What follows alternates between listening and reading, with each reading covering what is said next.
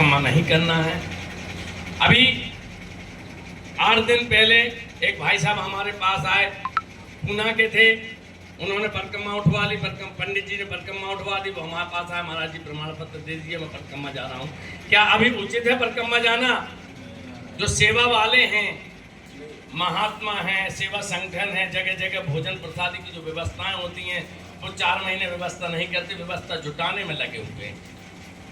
और अकेला व्यक्ति परिक्रमा जाएगा तो बारिश होगी तो कीचड़ होगी तो उसको बहुत सारी परेशानियां आएंगी।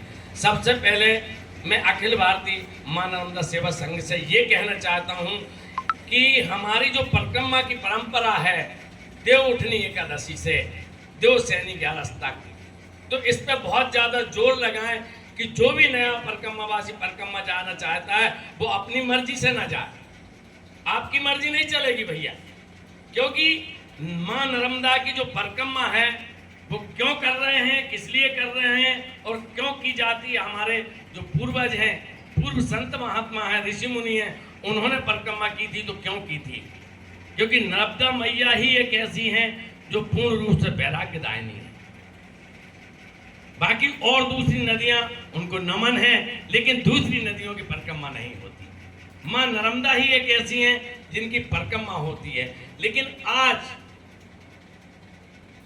अभी जो मैं वर्तमान में देख रहा हूं, कम से कम 5 लाख 6 लाख लोग परिक्रमा जा रहे हैं। हमें गिनती नहीं बढ़ाना, हमें संख्या नहीं बढ़ाना है, हमें उस नर्मदा माई की परिक्रमा करके ये जताना मैं परिक्रमावासी हूं तो मैं नर्मदा मैया के प्रति कितना समर्पित हूं। मैंने पिछले साल से एक प्रकल्प चलाया है कि जो भी व्यक्ति मेरे पास आता है परिक्रमा का प्रमाण पत्र बनवाने, तो मैं उसको बोलता हूं 250 ग्राम फिटकरी आप जब परिक्रमा उठाएं तो 250 ग्राम फिटकरी और 50 ग्राम काला नमक नर्मदा माई में कहीं भी छोड़ दें। 250 ग्राम फिटकरी और 50 ग्राम काला नमक यदि दोनों को मिला के साथ में नर्मदा माई में कहीं भी छोड़ते हैं तो फिटकरी और काला नमक मिलके जल्दी गतिशील होता है और जल शुद्ध होगा। पहले हमारे पूर्वजों ने जो नर्मदा माई में, गंगा जी में सिक्के चढ़ाते थे तो वो सिक्के तांबे के हुआ करते थे, तो तांबे से जल शुद्ध होता है। आज सिक्के तांबे के नहीं हैं तो हम परिक्रमा करने जा रहे हैं तो हमारा दायित्व बनता है हम नारियल ना चढ़ाएं, हम फूलमाला ना चढ़ाएं, हम दीपक ना लगाएं, लेकिन 250 ग्राम फिटकरी और 50 ग्राम काला नमक नर्मदा माई में किसी भी जगह छोड़ दें। तो यदि 5 लाख लोग परिक्रमा कर रहे हैं, उनमें से हमारी बात यदि 1 लाख लोग भी मानते हैं तो कितनी फिटकरी और कितना काला नमक नर्मदा माई में जाएगा। हम बता सकते हैं कि नर्मदा दूषित हो रही हैं, लेकिन क्यों हो रही, करने वाले हम हैं।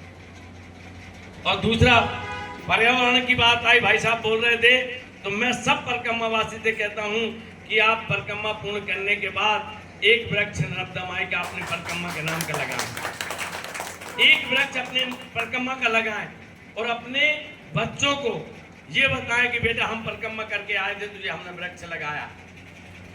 आप अपने नाम से लगाइए, लोगों को अपना नाम ज्यादा पसंद आता है।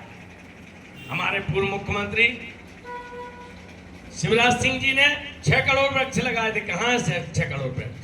यदि बुराइयां करें तो बहुत बुराइयां होंगी। मैं तो प्रैक्टिकल पे ज्यादा विश्वास करता हूं।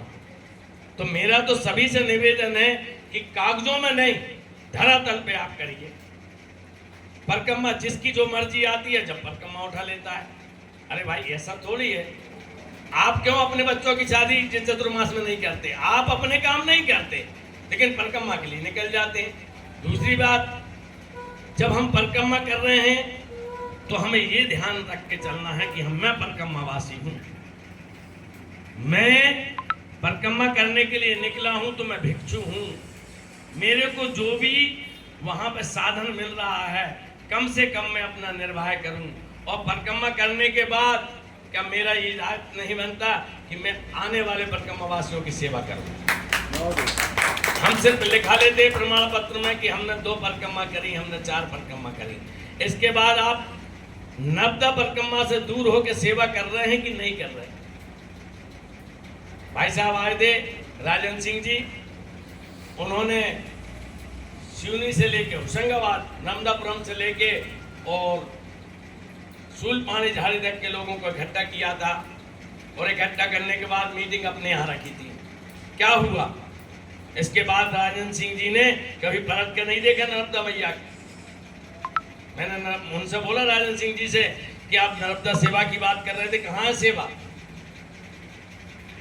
मैं ये नहीं कह रहा कि हमको धन चाहिए, सिर्फ कर्म करो ना। मैंने कर्म किया है, मैं जानता हूँ मेरे पास कोई पैसा नहीं है, लेकिन मैं खुद भूखा रहा हूँ और इसके बाद मैंने वो भूख सही है। और इसके बाद नर्मदा मैया का नाम लेके मैंने श्री जोड़ गणपति हनुमान मंदिर में 2020 से अन्न क्षेत्र चालू किया, तो पैसे की आवश्यकता नहीं पड़ी मेरे को, सामान अपने आप आता है। मैं ये नहीं पूछता कि आप कहाँ से आए हैं, आप कौन हैं। मेरा काम है अन्न क्षेत्र चलाना। मैं भोजन करा तो मैं नहीं कराता, कराने वाली नर्मदा है। यदि मेरे यहाँ कोई भी आता है शाम की टाइम 8:30 बजे, चाहे वो दारू पिया हो या संत हो या परिक्रमावासी हो या कोई यात्री हो, मैं किसी से नहीं पूछता, बैठिए भोजन करिए। तो धरातल पे हमें उतरना है। संगठन तो बहुत आते हैं, लेकिन अखिल भारतीय नर्मदा सेवा संघ करके दिखाए कि हमने ये किया है। यदि एक एक व्यक्ति, एक एक जन यदि इस दायित्व को संभाल ले, तो हमें किसी से कहने की जरूरत नहीं है कि नर्मदा दूषित हो रही। हम कचरा नहीं डालेंगे, नर्मदा शुद्ध रहेगी। हम ही तो कचरा डाल रहे हैं नर्मदा में, जल फूल चला रहे हैं, नारियल चढ़ा रहे हैं, पॉलिथीन डाल रहे हैं और परिक्रमा करके चले जाते हैं। परिक्रमा करने के बाद क्या आपका दायित्व नहीं बनता कि अमावस्या और पूर्णमासी के दिन आके एक दिन नर्मदा जी की सफाई करें? नर्मदा जी की सफाई होना चाहिए और हर परिक्रमावासी को ये प्रेरित करना चाहिए कि नहीं भैया, आपको 250 ग्राम फिटकरी और 50 ग्राम काला नमक छोड़ना ही है। उससे दो बातें होंगी, एक व्यापार भी बढ़ेगा और दूसरा हमारी नर्मदा मैया फ्री में शुद्ध हो जाएंगी। हमें शुद्ध करने की जरूरत नहीं है, जो परिक्रमावासी आता है वो छोड़ दे। तो बहुत सी कमियां ऐसी है कि जिसकी जो मर्जी आती है गाड़ी से परिक्रमा करिए, हमें खुशी मिलती है। मेरा तो ऐसा मानना है कि यदि मोटरसाइकिल से करते हैं, गाड़ी से परिक्रमा कर आए तो नर्मदा की शरण में ना, मैं तो उसको मानता हूँ कि नर्मदा की शरण में आए, लेकिन पूर्ण रूप से आए। एक दिन के लिए आए, 2 दिन के लिए आए, लेकिन पूर्ण रूप से आए। हमें उसके लिए बाध्य करना है। नर्मदा सेवा संघ का ये कार्य है कि हम परिक्रमावासी को ऐसा दृढ़ विश्वास और ऐसा संकल्पित करवाएं कि वो नर्मदा के प्रति है ना समर्पित हो जाए।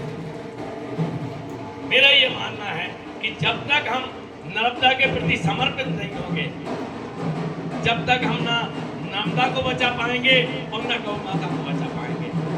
आज जो स्थितियां हैं हमारे ही कारण दूषित है। हमारी मर्जी आती है, हम अपनी मर्जी से काम करते हैं, लेकिन नर्मदा परिक्रमा मर्जी से नहीं चलेगी। कमल भारती जी महाराज ने परिक्रमा की। कमल भारती जी महाराज के बाद गौरी शंकर महाराज आए, दादाजी। गौरी शंकर महाराज जी के बाद दादाजी धोने वाले बड़े दादाजी आए। बड़े दादाजी के बाद छोटे दादाजी हरिहर भोले भगवान आए। हरिहर भोले भगवान के बाद दुर्गानंद दादाजी, जिनकी आवली घाट में समाधि है। इसके बाद जमात समाप्त हो गई।